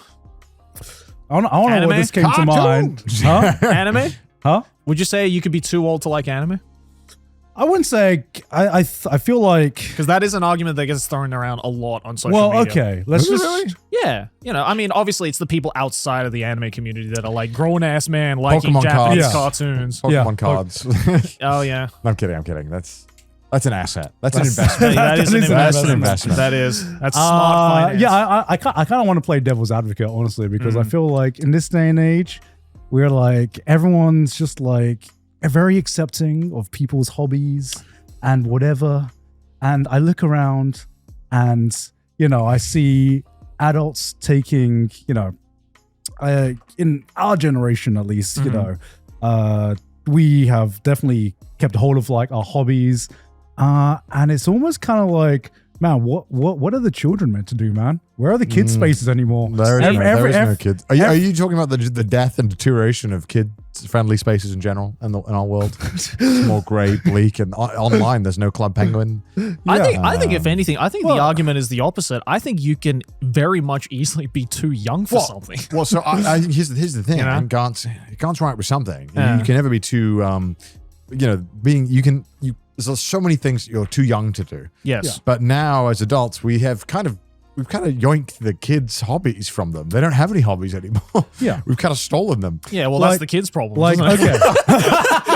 okay. Fucking dumbass. Get a fucking hobby, kid. Who cares if the adults like it? Like, I was thinking about this. I'm going to bring this to the context of anime, Sure. which is why I said agree. I didn't say strongly agree, but I said like, okay. Because that would look weird, guys. Yeah. That would look weird. That would look weird. Look, when you keep talking about playgrounds, I found that really weird that you keep using them. Like, even in the context of anime, you're like, do you guys feel like there is going to be an age where you're too old? I already feel like I'm too old for this in some way, where I'm like, should I really be relating to stories about teenage romance and hand-holding and high school kind of like but romance stuff? But this is the best thing about anime, Garnt. Not all anime is like that. But that's the thing. So you don't have to be into that kind of But that's the anime. thing. Okay, wait. That's why I was going to lead into this argument. Go on. So I have seen the evolution of what I'm going to call like the shonen action evolution. Where I almost feel like shonen, modern shonen, I see a lot of like modern shonen action. Some of the ones that get most popular are the ones that are like, it's getting bloodier, it's getting weirder, it's getting more like sexualized. Sure. You look at, JJK and JJK and Chainsaw Man and even like Dandadan, And I remember feeling like I remember finishing My Hero Academia and I remember thinking, man, if I was like, 10, 20 years younger, I feel like I would have really fucking loved My Hero Academia so much more than I do now. As an adult, as like, mid-30s, I was like, I still really, really fucking appreciate it, but it's like a little too like cheesy, maybe a little too cliche for me right now. This shonen makes them the same way they used to 100 years ago. still makes them like they used to. But just because it doesn't appeal to me as much now, does that mean that stories and series like this should stop existing? But as it is, as the anime community has grown older and the fandom is, getting older, more shows are going to be targeted towards maybe a more hypercharged, kind of like maturer themes, And I just think, do I need to like every anime? Does every anime need to appeal for me, or can I be okay in saying, maybe I'm just too old for this genre now. Maybe this genre should not be for me. Maybe it should be targeted towards someone who is a younger demographic. I get what you're saying, but I think at the end of the day, it's like if you say, for example, someone is in their mid 40s, mid 50s, for example, right? Like a much older generation to us who will look at your high school romance shows and from their personal experiences seek some kind of enjoyment or some kind of connection, regardless of whatever that emotion may be, right? To the point where, they'll watch it and be like, as of me right now in my current moment in my life, there is almost nothing I can personally relate to these like high school characters. But maybe, there might be some anime fans who will watch that and be like, well, I might not relate to the high school romance aspect, but there might be some character traits to a certain character that may be slightly reflective on their current life or maybe their past that they have grown out of, for example. Like, I feel like if you look hard enough that you can, as long as the character is like well written and, constructed in a way where you can connect to it in some way, I think regardless of your age, you can, on a personal level, find some kind of connection to it that maybe will make you go, maybe I'm not that old for it. I think it's all a personal thing because at the end of the day, being too old for something now is like just a social construct. It's just people being like, oh, you shouldn't be watching this because traditionally, like, you know, people saying that about anime in Japan back in like the 90s, where it's like, oh, only kids watch that, or you know, or you know, if you're a grown ass man now, you shouldn't be watching cartoons. I mean, people still fucking say that shit all the time, but like, it's been proven time and time and again through generations that there is always going to be something in that medium that is going to pertain to that person on a personal level that I don't think anybody else has the right to judge. If you want to connect to it on a personal level, then that's how you connect to it. And if you feel like that is right for you, then I think you can't be too old for it, personally speaking. Okay, then question. Go on. Question. Do you think you're ever gonna feel too old for hentai? Well, it depends if my kids are in the house or not.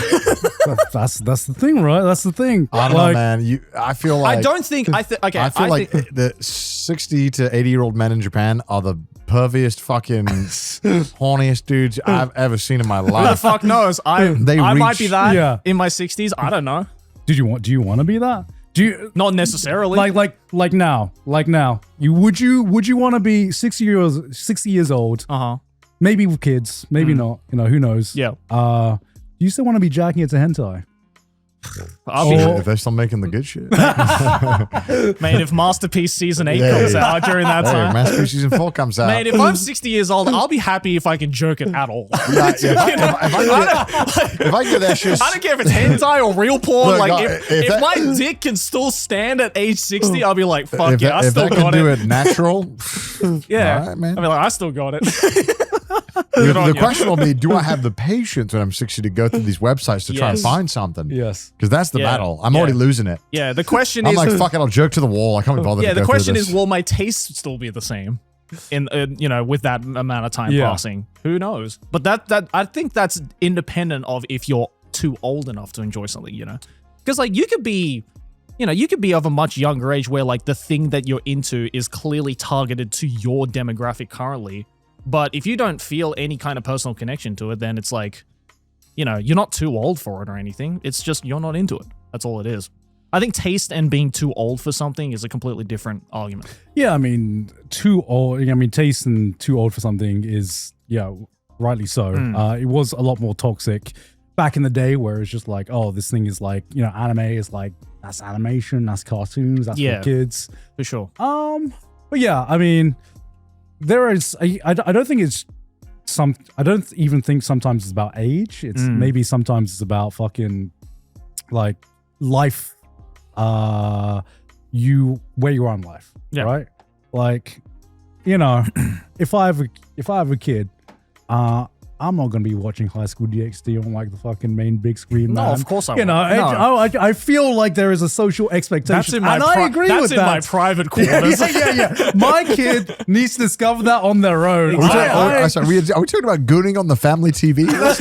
What's going on here, boys? No, 100%. I'm talking about like McDonald's kids toys. If we're still chill with that.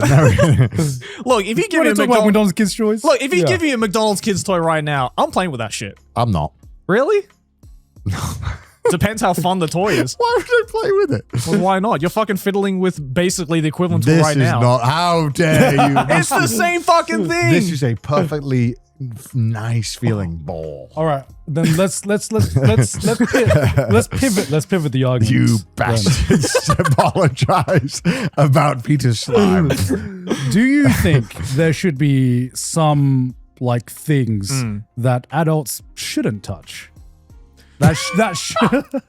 Okay, actually, I can give you one. Some God, this answer might seem crazy. Children, actually. That's one thing adults shouldn't. Yeah.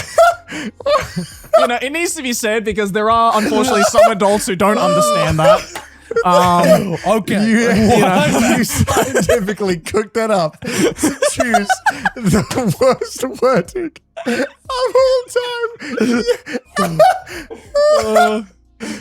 Yes, shockingly, Garnt. The answer is yes. There are some things. The Epstein entry form. Yeah.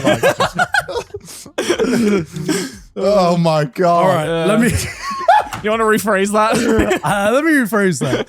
Do you feel like there should be some spaces that should be reserved only for a certain That's a much better way. generation? That's a lot better. Yes. Yeah, of course. We had like Club Penguin and shit. Yeah, That shit was hype. absolutely. We had like literal kids' websites that Yeah. we didn't realize were kids. We just thought they were cool. Yeah, exactly. Because it came out during a time where we were the perfect demographic for that thing. So naturally, yeah, like when fucking Club Penguin came out, we were all like ages, 3 to 10, probably, when it was like the peak of that. Uh-huh. Yeah, and every kid was on Club Penguin at the time because it was literally built for kids that age group. And that generation that was on the early days of the internet. So yeah, obviously, it'd be a bit fucking weird if, your Uncle Dave, who was like in his 40s, was just like, I fucking love Club Penguin, because, it's probably not there for the right reasons, let's be real. The minigames are pretty fun. No, the minigames were fun, but, The dojo's kind of sick, Jerry. I mean, for sure. Like, I'm not denying that, but, well, when they rebooted it, they did have a problem. yeah, right? So, obviously, yes, there are spaces where it is clearly made for that demographic, and if you are too old for, outside of that demographic who is trying to join in on that, then yeah, societally, people are going to look at you in a pretty weird way, even though there may be a possibility where that adult just genuinely enjoys playing Club Penguin, for instance, right? But unfortunately, that's not what happened for the most part. Then tell me what. Then tell me what space there is left. Then There is no space. There is no space left.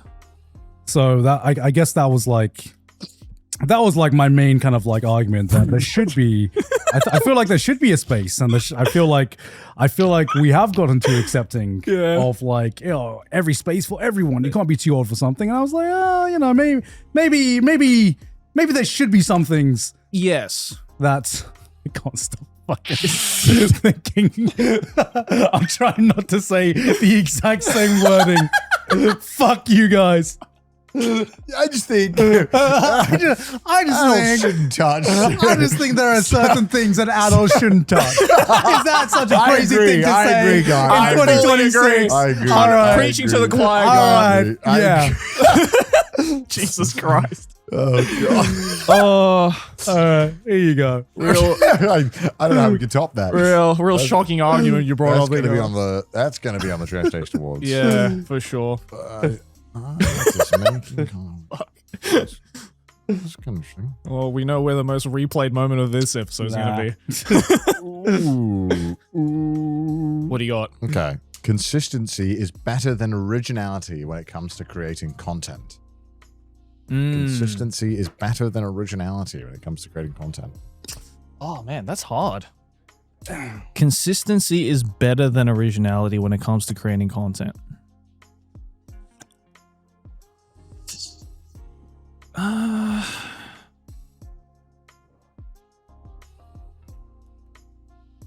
All right. All right, here we go. 3, 2, 1. Stonk agree. Stonk agree. I with me said as well. agree. Stonk agree. Yeah, we all agree. We all agree. I thought there was a chance you might do disagree to be contrarian. Nah, that's one thing about YouTube and social media in general. Consistency. I know more people who get away with doing slop content because they can post a lot more frequently than some of the highest quality creative like content I've ever seen who fall off because they barely post. Yeah, for sure. You sacrifice a lot when you, even though it is slop, you do these daily things where you spend a lot of time doing it. It takes a lot of energy to do that. Yeah. And you have to put most of your life on the back burner for it. Yeah. That being said, I do think that as a creative, holding yourself to a schedule or being disciplined and consistently having to make something, regardless if it's original or not, because what even the fuck does that mean, really, in this context? But your baseline quality that you can achieve will always improve the more you're doing it. And so maybe if you could take time off, you can make a masterpiece, but you learn so much by having to hold yourself to the ability to constantly make something, and also have to be original in doing that. Like, you have to make something. You have to find ideas. Like, forcing yourself to come up with ideas is not easy. Yes. But it's a skill that you can learn. Yeah, and I think especially on sites like YouTube, where like, if by content we're talking about like, making videos or whatever, originality just isn't really a thing that's rewarded as much anymore. Like, maybe in the earlier days of YouTube where like it was still a brand new platform and people didn't know what the fuck they even wanted to watch, it was a lot easier to be original and be rewarded for it. Whereas nowadays, I feel consistency is much more rewarded regardless of the quality, quote unquote, of the content, if you will, right? Because if you say, for example, you look at, say, like the arts, like traditional art, for example, then yeah, it might be the opposite, where like originality is probably going to be, in the longer run, rewarded more than the consistency. But people don't look at YouTube videos in the same way that we view traditional oil paintings, right? Like, it's a completely different style of art. So I think the people who consume it and the system itself rewards consistency now over originality. And as Connor said, like, it's like, what does original even mean anymore? Like, how it's pretty hard to be original on YouTube now, like fully original on YouTube. I think you're always inspired by exactly media or whatever it is that has happened in your life. Totally. Everyone is inspired by everyone. So I think originality is such a trap to find yourself in, the desire to have to be so original. I agree. When, we're all original human beings. Just follow your own voice. The most original thing you can be is yourself. Damn, that's deep. Damn. Yep. I went there. Damn. Give me that. Damn. Take it. All right. What do we have? All right, here we go. Social media has made people worse friends. That's worse friends, huh? Muzukashi. Muzukashi, ne. You can't write neutral, right? No neutral. That definitely would have been my answer. What's neutral about the show? Depends on what kind of people you associate with. If you have friends who are not on social media, then no, obviously. Has made people worse friends? Okay.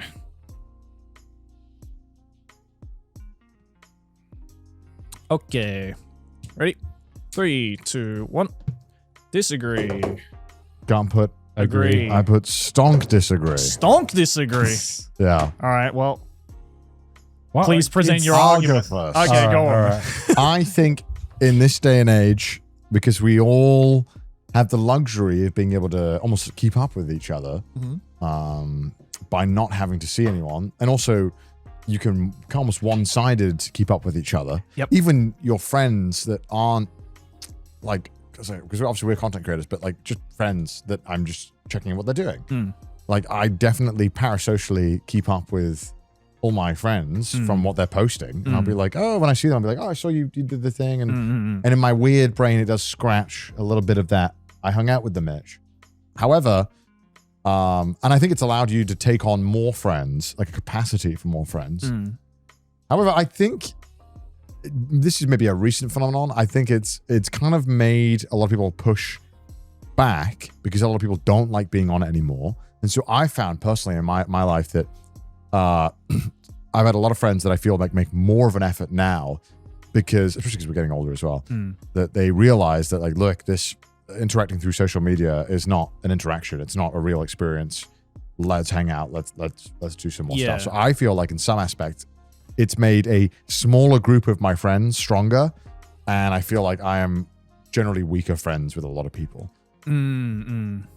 Maybe this is just the true life balance of being how many friends you can juggle, like realistically. Yeah. How many close friends can you actually have? The day-old question of how many best friends can you have? Yeah, right. You know. Well, I think you presented a great argument for my case. Trap card, actually. You've stressed. This is why he wants to go second. I'll give it you. Like, Yeah, fucking I mean, Pegasus, everything you just said in terms of just your own personal like experience. And I also know that we're YouTubers, so that's a big caveat. Yeah, here. for sure. But sometimes I feel like unless you have that kind of like realization of just like, oh, okay, how do I form a proper connection, not through social media, Some people can be sometimes overly reliant on that kind of like social media. Yeah. Social media engagement and social media conversation without going out their efforts, going out the way to build a proper connection with someone, which does take a bit more efforts than kind of like commenting on your Instagram posts. Yeah. Or, sometimes talking to each other. No, I completely agree with that. And that's why, like, if I had the choice, I would have put neutral, because I think, and the only reason I put disagree is because I think, as Connor said, like, maybe it's the age talking, or maybe it's the fact that people are slowly starting to come onto the idea of maybe social media isn't like the best way to like deal with friendships or keep up with friends or anything like that. And I think more and more people, maybe, millennials, our generation, are slowly starting to understand the importance of in-person friendships over social media friendships.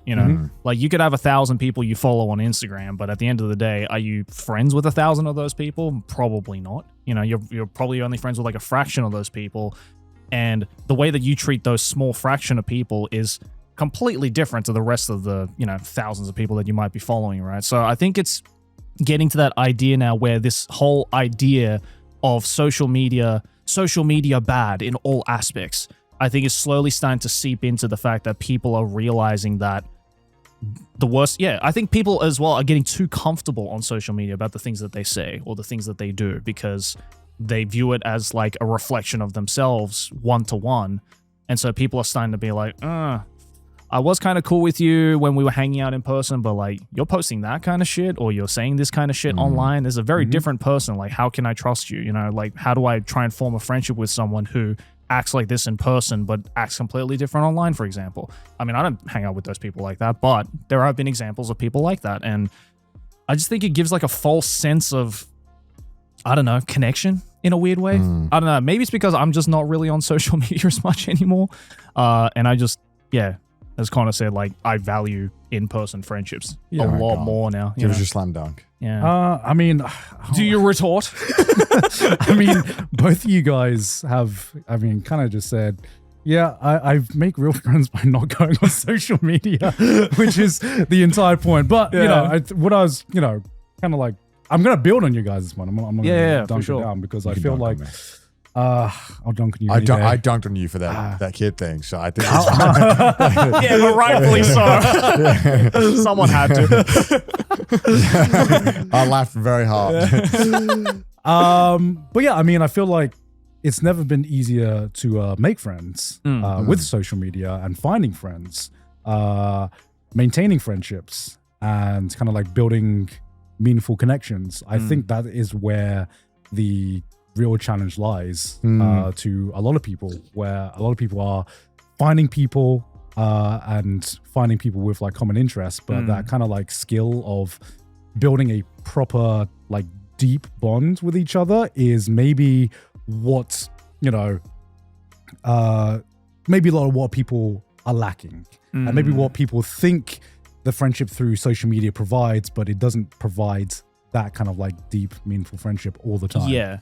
I think social media friendships should be used as kind of a stepping stone to kind of, I wouldn't say like gauge if a friendship is, solid or authentic, if you will. But like, I think it is a good way, because obviously, I have a lot of friends that I'm still in contact with on social media through Instagram who, most of them live in like Australia or like overseas, not in Japan basically. And social media is the only way really I can like keep up to date with what they're doing. Yeah. But like, for example, like very recently, I randomly got a message on Instagram from like a friend of mine who I've known since I was in like the 5th or 6th grade. And the last time I saw them was in the 5th or 6th grade, who just randomly messaged me and was like, hey, I'm in Japan. Do you want to hang out?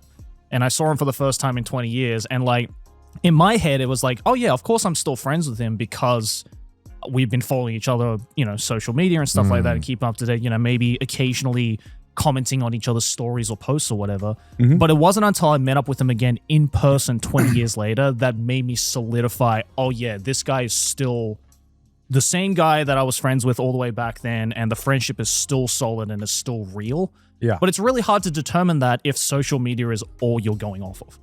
You know? All right. Then question to you guys. Yeah. like we have like a pretty good like friendship group like here, right? But it takes time to build that kind of like friendship circle. Like, do you think, let's say, we're not, but let's say hypothetically, you choose to move to a different country next month. Okay. Let's say China, for example. That's just hypothetically. I'm already Chinese? Yeah. Hypothetically. What is your strategy for making friends in that? Like, let's say you have to start from zero. In China? Yeah, in China. Why are you laughing, Joe? What are you going to do in China? How are you going to make friends? Yeah. Since, Smoke cigarettes? Yeah. That will work. Yeah, that'll work. What is your strat? He's going to the mahjong parlor. He's going to learn Chinese mahjong rules. Yeah. He's going to start smoking. He's going to befriend every 50-year-old man. Yeah. I'll be like, hello, my fellow Chinese. You want to play some mahjong together? Instant friends. I also smoke cigarettes. Yeah. It's tough, isn't it? It's tough to make new friends. I mean, of course. The older you get, it's going to be harder as well. But people have to do it all the time. And it's for just sure. like, it is tough to make friends. Yeah. It is tough if you don't, we were lucky enough to have a community where we all shared like a common we interest. were drawn to each other. Yeah, drawn to each other. Not everyone has that. Very lucky. Yeah, not everyone has that privilege. No, of course. And I think sometimes if I were dropped in a different place, could I make like a new friendship group? I think I probably could, but god damn, does that sound daunting? That sounds daunting. It would take a long Absolutely. time. Yeah, Absolutely. it would take a long time and it would be fucking tough as well, and fucking difficult. And it's always, the time commitment that you put into it may not necessarily work out either, which is also, there's that fear as well that makes most people not even bother taking that first step, right? Yeah. Yeah. So yeah, no, it's definitely hard, but I guess it also depends like how desperately you want to feel some new connection with some new people, right? Like, maybe some people will move to a new country and just be complacent with the fact that, I'm okay with just having maybe like a couple of new people that I meet along the way. But for the most part, my core friend group is across the ocean or in a different country. But there might be some people who desperately want that local connection, that in-person You connection. always got to have friends that are near you. Of course. Yeah. Yeah. And those should always be the people you can call on. Yeah. 100%. And that's a scary thing about moving. Is that you new friends. Exactly. Yep. New friends and having to put yourself out there once again. Yeah, exactly. Which is why, I've always said to people, it's like, if you want to move to any country, if you want to move to Japan, if you can, try and like visit a couple of times, obviously, to familiarize yourself with the country. But also, if you can, try and find like one local friend, that like lives in that country, or someone that or someone you can trust, because it makes that first step into making that new friendship group in that country so much easier. I mean, that was the case with me. Like, I had childhood friends who lived here who introduced me to a bunch of people, and now I have some great friends. But if I didn't have that, like, it would have been hard. Yeah. And I probably wouldn't have been as bothered maybe as, some other people who want to just like start from scratch and, find a new fresh pair of friends. But like, sometimes people want that. Sometimes people drive for that. And that's the whole reason why they move to a new country. True. Amen to that. That's the 3 China problem. That's the 3 China problem. So bottom line, if I move to I don't know what's wrong China, with me today. start smoking cigarettes, go to the mahjong parlor. That's how I'm making my That's at friends. a very Chinese time of our It life. was a very I don't know why I kept saying China this episode. Something happened to me in that nap. I think I dreamed of being Chinese. the sleeper agent awoke. I don't know what happened, guys. I'm turned. But anyways, thanks for watching this very Chinese episode of Trash Taste. Thank Look at all you. these patrons. I bet some of them are Chinese. Why were you thinking about it? Shout out I can't hesitate. to all our Chinese Trash Taste fans out there. And hey, if you follow us over on the Patreon, then you'll not only be supporting the boys, but also you get to watch Patreon exclusive weekly content. We have a brand new one that you guys can go check out right after this episode. Mudan, play a clip of that. Well, I can only go to the ballroom, so I guess I'll go to the ballroom. Wait, hold on. I'm gonna watch a YouTube short quickly. You can watch the fucking rules of Clue explained. Yeah. Do you want to should we start another thing then? I and then invited you guys can again. Explain it as it goes. Well, actually, no, I don't get it. But hey, if you want to check that out and support the show in the process, head on over to patreon.com/trashtaste. Also follow us on Twitter, send us memes on the subreddit, and if you hate our face, listen to us on Spotify. See you guys soon. Bye. Bye.